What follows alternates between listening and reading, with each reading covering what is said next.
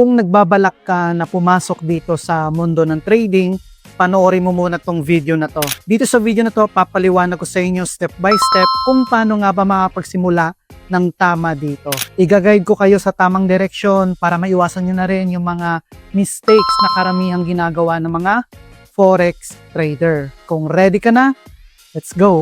Bago tayo magsimula, disclaimer lang po muna. Kung ang mindset mo, papasok ka dito sa forex trading para kumita ng malaki sa mabilis na paraan, hindi ka para dito. Kasi ang forex trading ay isang legit na business at hindi po ito get rich quick scheme.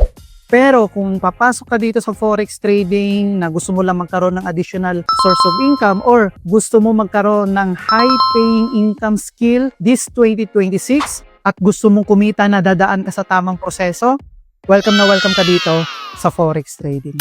Welcome sa ating forex trading, Forex for Beginners Part 1. So sa video nito, papaliwanag ko sa inyo yung mga basics, market analyzation at kung ano ba yung broker na gagamitin natin. So let's go sa screen. So ito yung nakikita nyo sa screen, ito yung mga trading tools na gagamitin natin para makapag-start tayo dito. So meron tayo dito ang TradingView, XNES, XM Global, MT5 or MetaTrader 5, and then yung mga social media platform na to, alright? So itong TradingView, ano bang gamit nito? So dito sa TradingView, dito natin makikita yung iba't ibang klase ng financial instrument sa buong mundo. Yung current price ng certain assets katulad ng gold or yung USD against Philippine peso. Itong TradingView, ginagamit natin to sa pag-charting. Ibig sabihin, bago tayo mag-trade, dito tayo nag-analyze ng market kung ano ba yung momentum bias ng ganitong asset or kung ano ba yung momentum ng bias ng ganitong instrument. Okay? Ngayon, kapag marunong ka na mag-analyze ng market para makapag-trade ka na ng live dito sa financial market, dito sa trading, kailangan mo ng broker. So ito, mayroon tayong XNES at saka XM Global. So ikaw mismo, pwede ka mag-research kung ano yung broker na gusto mong gamitin.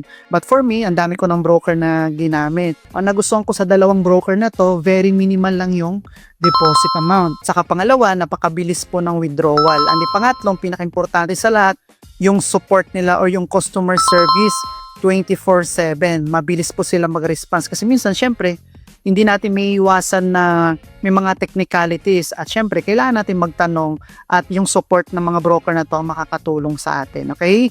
And then meron din tayong MT5. So dito sa MT5, ito yung ginagamit natin sa pag-execute ng mga trades natin.